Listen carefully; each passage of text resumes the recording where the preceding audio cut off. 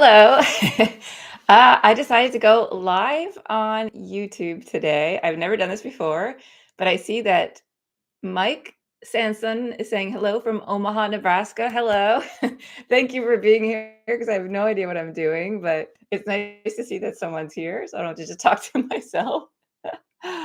Oh, let's help one another. Awesome. Hello, everyone. This is cool. Wow, live.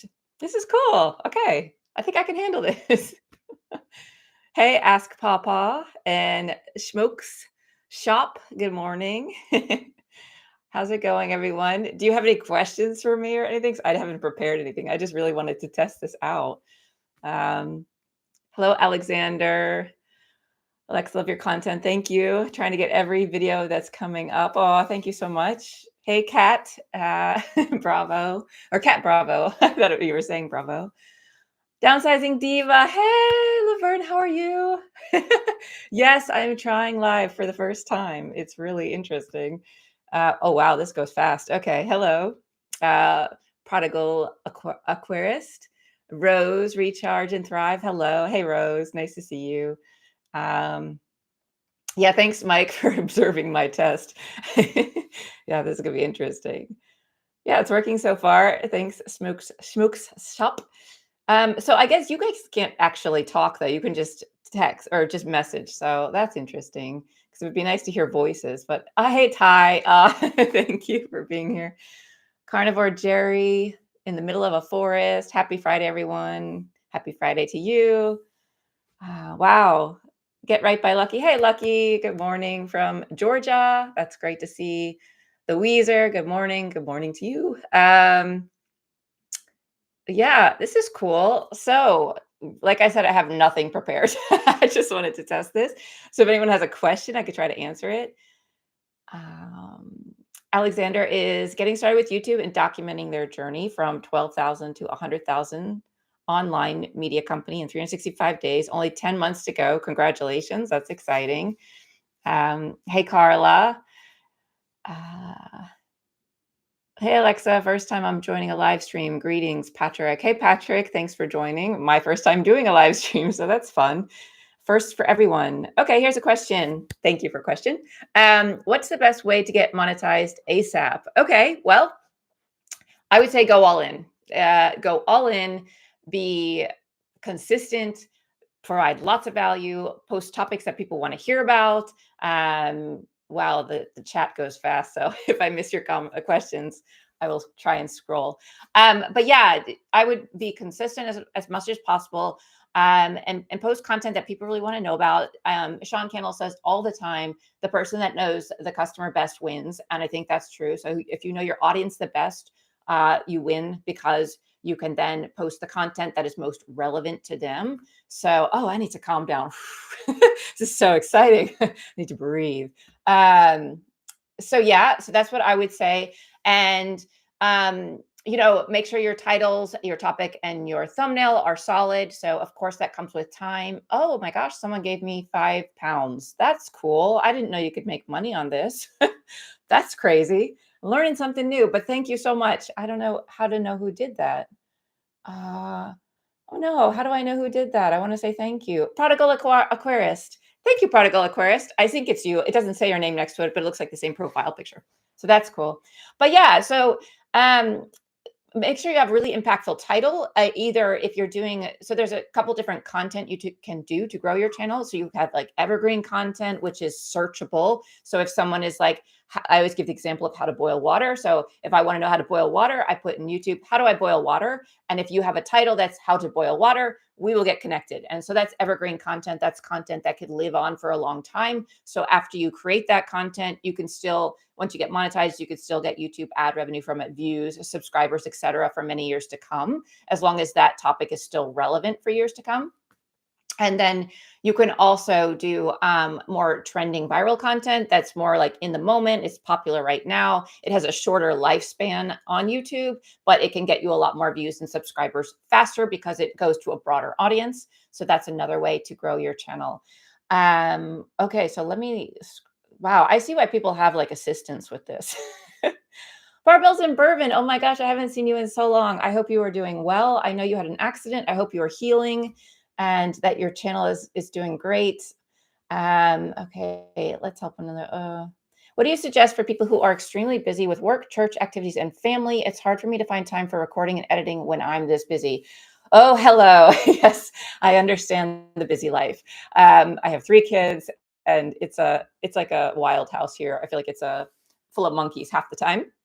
But I say you don't have to do everything seamlessly. It doesn't have to be in a row. Like you don't have to do, you write your script, you record your video, you edit your video, post your video. It can be piecemeal. So when I first started out and I had my youngest daughter home from daycare most of the day, I would wake up, give them breakfast while they're eating. I would think of like what I want to post that day, or because I posted and edited my videos the same day at that time. And I would just think of what I wanted, what the topic was. And then I thought about the script. And so while they were eating, I just wrote out some bullet points. And then, I finished, like I got them brushed their teeth, got them ready, went to school, daycare. And then when I was home again, then I filmed. And then once I finished filming, I went back to get my daughter from daycare. She came home, I fed her again. And usually when my kids are eating, they're pretty happy for a while. So I just find those moments in the day where there's a little bit of downtime, when people are distracted in your family, or when you're not at church, or when you're not like running from one place to the next.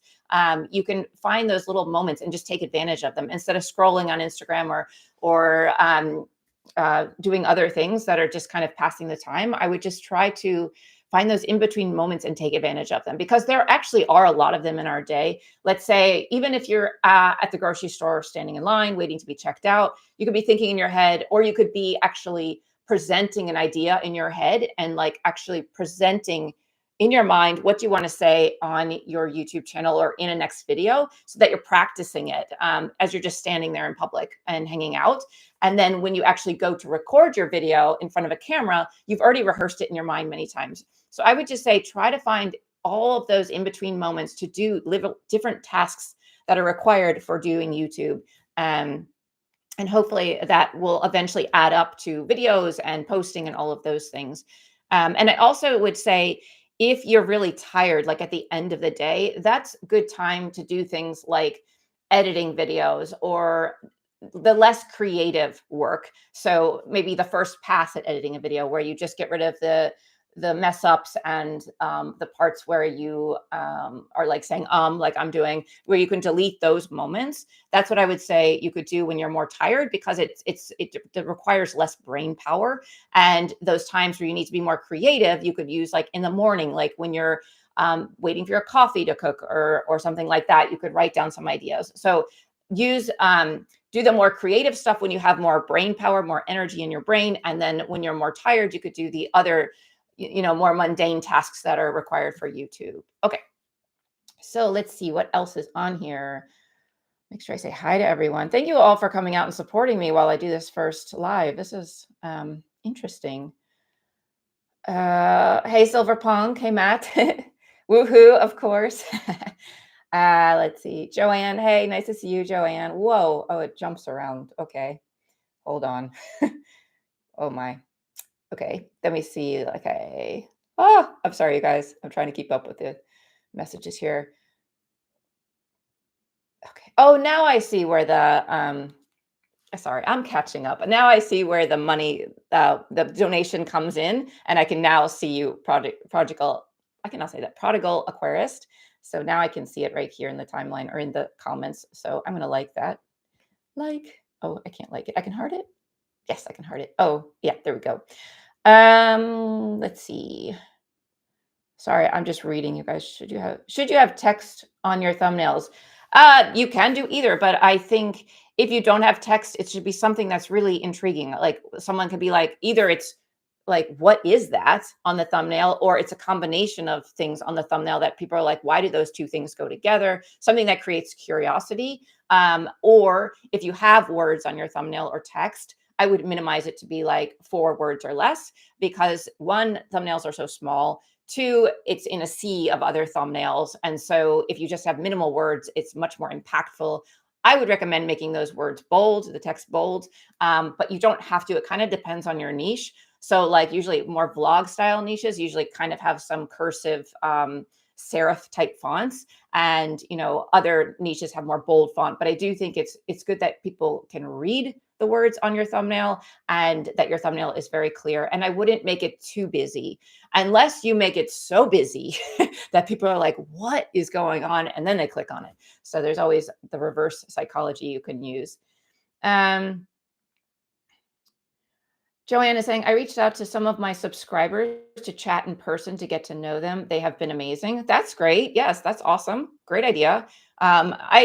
You know what? I think YouTube community is awesome. I think the people that are on YouTube and leave comments are amazing. I think it's such, especially in the YouTube growth community, because people are really want to support each other and help each other. And I think it's just wonderful. And I think YouTube is so cool in general, the best platform out there. Alexander's asking how to script the videos in the best way to make them valuable, sharing own story, and not too long. Okay, this is actually what I love to do with sharing my own stories, because I tend to ramble as well. So what I recommend is, like, if you have a story in your mind and a concept that you want to teach, you can put into ChatGPT. This is the topic I want to talk about. These are the main points I want to make in this video. And then this is the story I want to tell with it, whether it's a personal story or whatever. And then you can ask ChatGPT to put that into a script that makes sense. And it does amazing things. So let's say, for example, um, recently my daughter was too scared to walk home from school. She's afraid she's going to get kidnapped or bullied. And walking home from school is very normal in Finland. They don't have buses really. They have buses for the high school, but for the elementary school, they mostly walk or bike home. And so she was scared for that. And so if I were to compare that to like YouTube, getting on YouTube and facing your fears, there's like two ways you can handle it. You can say, just start, like jump in and just go. Like I could tell her, you know what, you need to face your fears. You just need to walk home from school and just get on your big girl pants and walk home, right? Or I could tell her, okay, let's dissect this fear and figure it out, and understand why you have this fear, and also try to convince yourself with facts that this fear is irrational or something like that, right? And so I could use that story to explain just start on YouTube versus not just starting, but actually understanding why you're scared to get on YouTube. And I could tell ChatGPT, can you put this into a script that is concise, to the point, and also highlights the parts of the story that are the teaching points? Because I do think sometimes when we tell a story, we don't always, we expect the viewer to pull the nuggets of information out of it themselves, and it's not always so obvious. So if you have ChatGPT tell you all the nuggets of the nuggets of wisdom within that story in a like tip 1, tip 2, tip 3 type way, it will help to use that story as you share your wisdom with that story backing it up. I hope that makes sense. I feel like I'm like on a coffee high or something. This is so much to think about. So hopefully that helps. But yeah, that's what I would say with how to do a script, make it valuable, and share your own story without making it too long. Ask for help from ChatGPT, or also when you rewatch your video after you've made it and you're editing it, wherever you feel like you're bored with your own video, then you need to delete that section. Or if you feel like it's repeating information, again, I would delete anytime you're being repetitive on YouTube, because people can always go back and rewind and watch again. I know you can't really rewind on YouTube, but rewind on YouTube and watch again, as opposed to you being redundant and repeating stuff and people getting bored and skipping to the next part of your video, or just getting out of your video entirely. So I would definitely try to watch your own videos, and we should be able to hold our own attention because we're watching ourselves. And if we can't even hold our own attention, then I think we definitely need to cut that part out, or truncate it, or do something to make sure that we're not like looking at our phone when we're editing our own videos. So that's what I would say as well, to watch it back and see where you get bored with your own video or the own information. Okay. Do you have any suggestion for people who are extremely busy with, oh, got that one, sorry. I'm repeating myself. Look, see, you don't want to repeat yourself. People get bored. How do you get away from camera shy? Okay, so I'm very introverted person, to be honest. And for me, I am actually not shy at all on camera, because I'm in my own house. I'm by myself. I'm comfortable with myself. So, and I imagine myself Well, I've been using my laptop to record all my videos basically up until about a week ago, so I could actually see myself in the screen. So I felt like I was talking to myself or talking to another person. So that was kind of my way of getting around the whole camera shy or the awkwardness of talking to a gizmo, a gadget, a camera, or a laptop, or whatever it is. I used a webcam and I could see myself on the screen, so I was talking to someone, which was very helpful for me. But what you can do, some people do this, is they actually pin up a picture of someone above their camera or near their camera, and so they they feel like they're actually talking to a human. You can also just imagine a person you're talking to. I wouldn't imagine like a whole audience because I think that'll make you more nervous. But if you imagine just talking to a singular person, like imagine a friend came to you and asked for advice, and you're like telling them, you're sharing what you think would help them get out of their problem and solve their problem or their issue and help them move on to the next level or get to the next point where they want to go to get to their goal. And so I think that if you just think of, imagine a person that you're actually talking to rather than just looking at a camera lens, that usually helps. And another thing I've noticed too that helps is to actually just hit record and just talk and talk and talk, and eventually you calm down. So if you just turn record on and you don't look at your script, you don't actually do anything. You just kind of say, "Hey, how's it going? I'm going to talk today. I'm going to make a YouTube video. I'm a little nervous.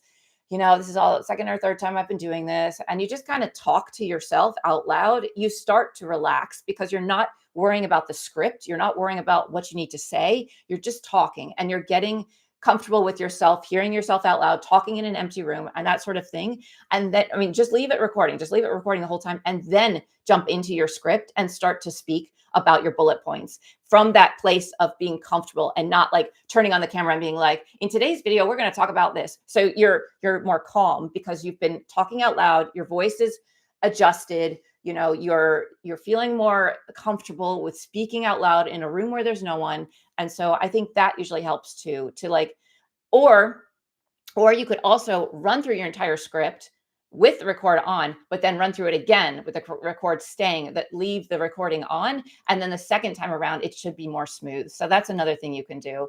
And, so I actually would say, I used to say, do one sentence and stop, look at your script, do another sentence. But if you can run through your whole script and then go through it again, I think it's actually better the more you can say at one time before you break, because every time you break away from the camera and go to your script and then come back, you're disconnecting from what you were just doing. And it's like this mental break, and it's like a disconnect from the camera. So you have to like readjust and readapt back to the camera again. So I would say, if you can, get as much out in one spiel at the camera before you look at your script again. And um even if you're saying like point one and point three and you skipped point two, you can always go in editing and put point two before point three. Do you know what I mean? Like you can always go back and rearrange things. But I would say speak in the flow as long as you can before you start to look down at your script or your bullet points again, and then come back. That I find is really helpful as well. Okay. Yes, Smokes Shop says you dial it in deep breaths. Barbells and Bourbon, I'm fully recovered and the channel is growing. I've had some amazing guests with incredible stories of resilience. That's awesome to hear. I'm so curious to hear if you ever went to the streets of Philadelphia or not, because I know you were thinking about doing that. Alexa, whenever you need an assistant for this exchange, teaching support, your journey, let me know. Thank you so much, Alexandra. I might take you up on that because this is quite intense. The number one ladies club. Hello, how's it going? So lovely to be here. I appreciate that you're here. It's nice to see you. Um, whoa, whoa. It jumps around. Okay. I lost my spot, you guys. I'm sorry.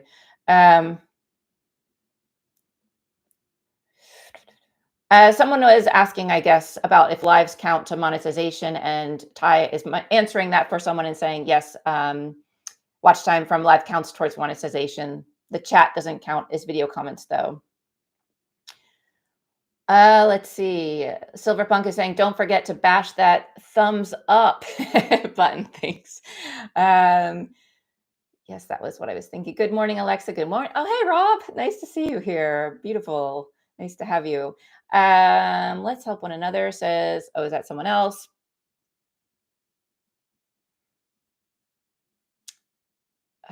Okay, I think I made it. Yeah, thanks to Smoke Shop. You're like, you're all caught up. Thank you. I am all caught up. Okay, so I hope I didn't miss any questions in here. Um,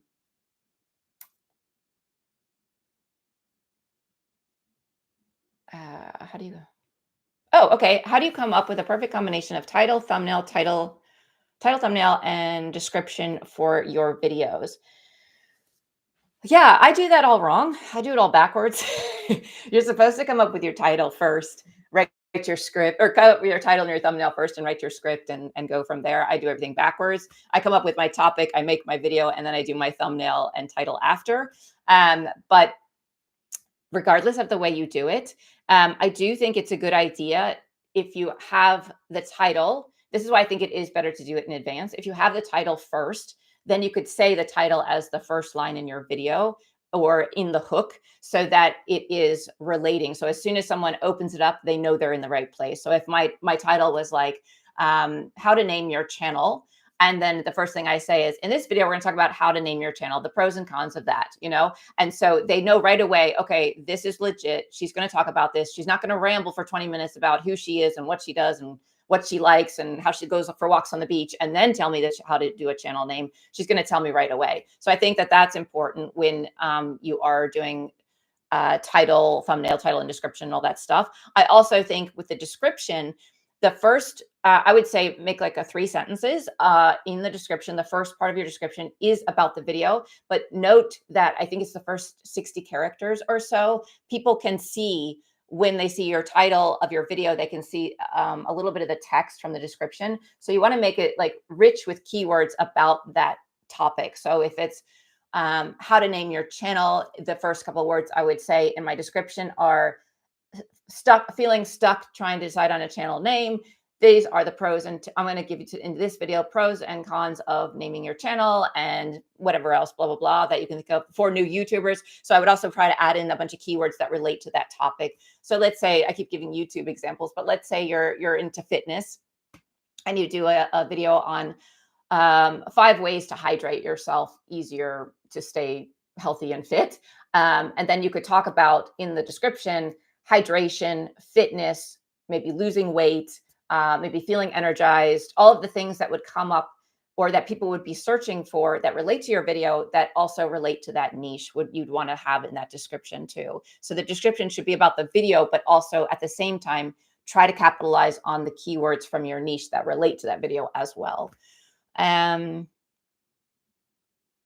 and with titles, titles, you could do a lot of different things with titles. You can do compare and contrast. So you could do like this versus that. You could do pros and cons. You can do like how to's. You can do stop doing this and start doing this. Like I wouldn't do this, I would do this. There's lots of different ways you can do titles. And I think it's always a good idea to create, if it's not a tutorial, if it's a tutorial, I would say be as direct and to the point as you can, because that's like searchable content. People are like, how do I make a YouTube channel? That you would want to be like, how do I make a YouTube channel, or how to make a YouTube channel for beginners or something like that. But if you're not doing something like that, you want to create some sort of information gap in the title or in the combo of the title and the thumbnail. So something like, I got to 1,000 subscribers fast, and you would. This is really bad title. Let me see. 1,000 subscribers in a week. You wouldn't believe how, or something like that. And people are like, okay, so why wouldn't I believe how? Like, what is she's doing differently? What is so like interesting about that, or what is so different about what she's doing to get to 1,000 subscribers in a week, or whatever it was? So I think you want to create some sort of gap in the information. So, or intrigue or curiosity gap is also something else. And or tap into emotions. So that's another way to make a really strong title. I know you're not asking how to make strong titles, but I'm kind of rambling and going with it. So how do you make a strong title would be like, if you tap into someone's emotion, you could tap into FOMO, so fear of missing out. So the one thing new YouTubers miss or do wrong, or I don't like the word wrong, but forget to do or do aren't doing, or if you don't put this on, you'll miss out on this. So it's like they're afraid that if they don't watch the video, they're going to miss out on some important information or something that other people know that they don't know. So that would be something else. Okay, what do you think of going back to previous videos and trim out dips or fall off parts? I'm a big fan of testing everything. So I say if you have a video that's not doing well, you might as well salvage it. You might as well try. And especially if you think it's a video that should be doing well, why not go back in and edit it a little bit as much as you can, right? So I think I say go for it. I would wait. I would give it like maybe 2 days, to see, or it depends on your channel, how long your channel usually takes for the video to start to take off, especially like if it's evergreen or something, it might take a little longer to take off.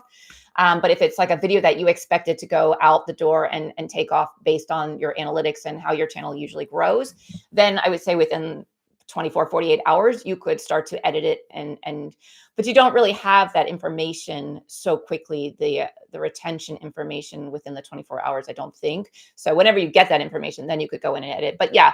Oh, and Ask Pawpaw, thank you for the donation. Oh, that's so sweet. You guys are so amazing. You don't have to pay me, but I really appreciate that. That's really nice. Yeah, so that would be something you could do. And to all of you, like test, test, test. Like some things work great on some channels, some things work great on other channels, some things don't work at all. It's like diet. Like some diets work really well for some people and some diets don't. Like the carnivore diet works amazing for the Viking. For me, not so much. I go a little crazy if I just eat meat, right? So I think that it's the same thing with YouTube. On some YouTube channels, you could post a ton of viral videos and do amazing, and then try to post viral videos on a different topic and it does nothing. So, test things, try things, test your thumbnails, test, editing your videos if they're not working, test changing your titles if your video is not getting the likes and subscribes and the views that you expected it to get. I'm always testing things, and I think it's so fun. And YouTube is so awesome because we have access to the analytics, so we can actually see in real time what our changes are doing and how it's impacting that video. And also, I think it's really interesting to note too, is to go into your videos and see who and what they're attracting, like each video, instead of going in and looking at all the videos and the overall average of demographics and click-through rates and average view duration for all of your videos. Go into each individual video and look at that information so that okay, this video seems to be attracting this type of person, and I want to attract this type of person, so I should do more of these videos. This video is attracting like 18-year-olds, and then you're like, okay, well, I don't really want to attract 18-year-olds because I'm trying to attract 70-year-olds, and it's a completely different demographic. So then you have to ask yourself, okay, what was it about this video that is not attracting the people I want to attract? What am I missing? And then you can test things and see how to change that. And by also analyzing the videos you've done, you can learn so much too, and go double down on the things that are getting you the right demographics that you want, and those types of things. Okay. So let's see. Did I miss anything? What is the time? 3:30 already. The purpose would be that instead of making. Oh, someone's asking stuff. I think. What should be the purpose of a live instead of just posting a scheduled video? I don't know, to be honest.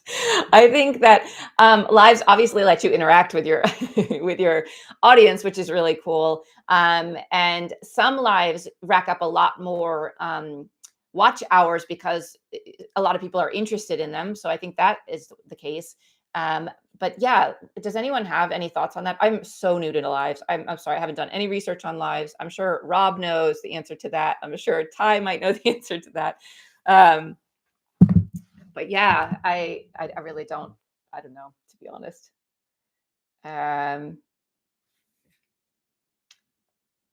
I've been using CapCut. People say it's not wise to use that as it's possibly associated with TikTok.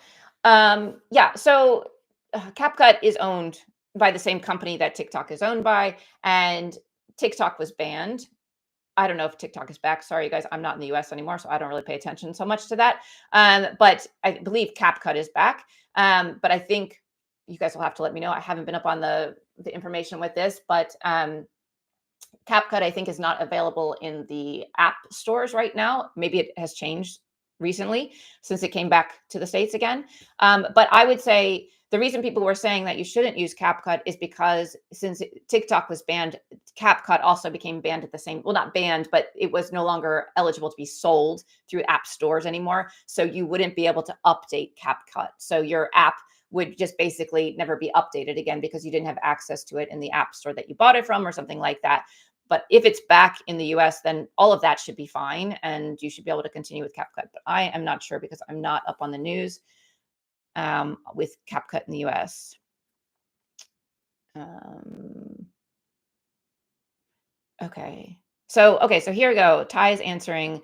I think lives are great for a more casual and relaxed interaction with your community. You obviously don't need to do a lot of editing too, and the videos can live on your channel for folks to watch. Yeah, of course, that's true too. So like, it's a lot less time to prepare for these, or maybe you spend time preparing for them, but you just go live, you're done, and then it's uploaded to YouTube, and you can add title, description, all that before you upload it. But then you can also go back and edit it if you want to. So that might be a time saving thing too. But if you are nervous to go live and you're afraid you're not the best at recording yourself, like I would say do whatever you feel comfortable with. But if lives are, I know a lot of, or not a lot, but some of my clients that I work with, they love lives because it is so easy for them. They just have a scheduled time, they go do a live, and then that is lives on YouTube. Of course, you don't have to have the lives stay on your YouTube channel. You can delete them just like you can delete any other video on your YouTube channel.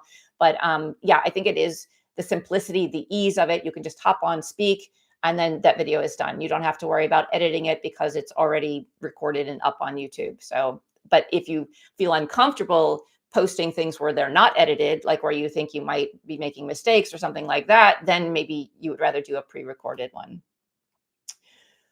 Um,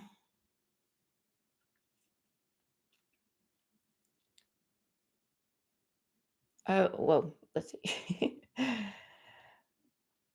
I learned actually from Rob the Maritimer that he has his son help him with his lives, and I think that's a great idea. Maybe I should recruit one of my 3 children to help with this next time.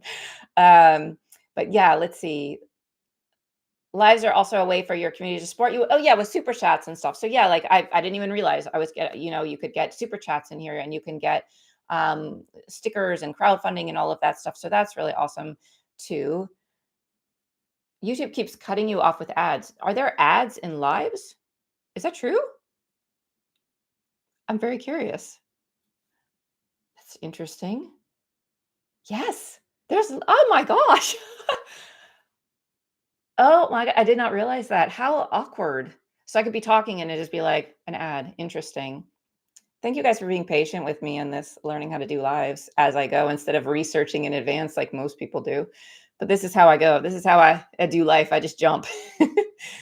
Lives are great. You start with an outline and your viewers guide the rest of the video with their questions or comments. Okay. Oh, maybe I should turn off ads. Okay, so that's something to raise actually, I think. Thanks, Rob, for pointing that out. When I went live, it said, "Do you want to monetize this?" And I assumed it meant when it was up on YouTube as a recorded version of this live. But I guess if you select yes, then it can show ads during the live. Okay, yeah. So Rob the Maritimer is saying, yes, there can be ads. I always turn monetization off during a live stream, then turn it on right after it's over. Good to know. I will do that next time, you guys. Sorry for the ads showing up. So yeah, so that's okay. So there you go. Learn something new. Well, I'm learning a lot right now, actually. um,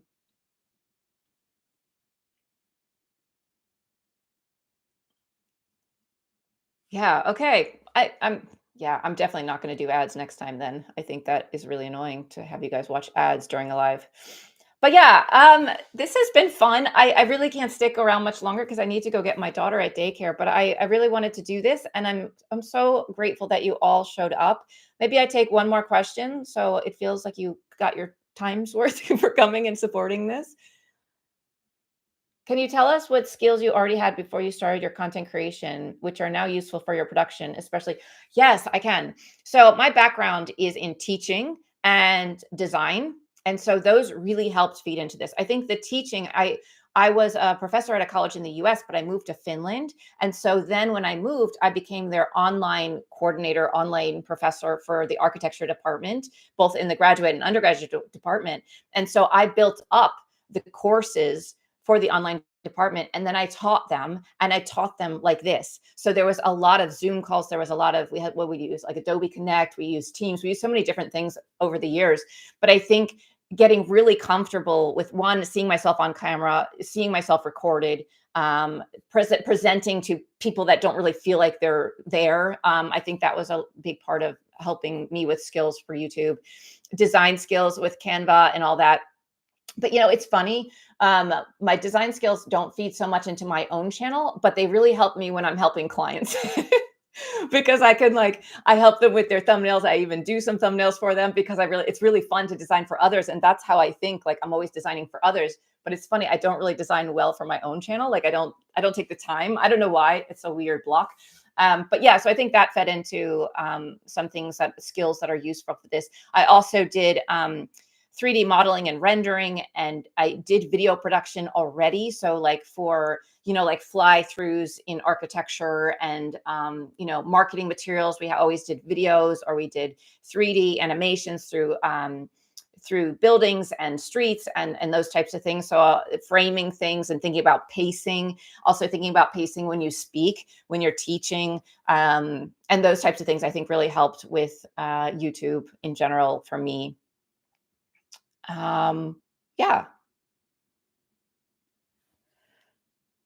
Do viewers increase subs from lives or not? Do viewers increase subs from lives or not? I don't know. I guess if people happen to see that you were going live on YouTube in the browse, and then they clicked in and watched, and then they liked it and they subscribed, I guess that would help with subscribes. Um, uh, that's the only way I could think about it, but I'm not sure. Maybe someone else knows. But I'm sure going live somehow, if it's helping with views, then it's going to help that content be pushed out to more people, and then you might get more subscribers on the tail end of that as well. Um, okay, so okay, I really should go get my daughter, but this is so fun. This is really great, you guys. Thank you so much for coming out and supporting me on my first live. And I am so grateful to everyone in this YouTube community and everything. I think it's so fun to create with everyone and get to know everyone and see familiar faces and everything. So I really appreciate all of you, and thanks for coming out here. Thanks for all the people that donated. That's awesome. And totally unexpected, and I'm sorry about the ads. Next time I won't do the ads. Yes, I like what Smoke Shop, am I saying that right? Smokes Shop is saying, or maybe it's a silent C, Smoke Shop. He's saying, go out and make some videos. I agree. Let's go out and make some videos. Have a great day. Yep, have a great day. Thank you, everyone. And I really appreciate you. Have a great weekend. It's Friday. Go have some fun. I'm going to go hang out with kids, but you guys go have fun. Bye. Thanks, everyone.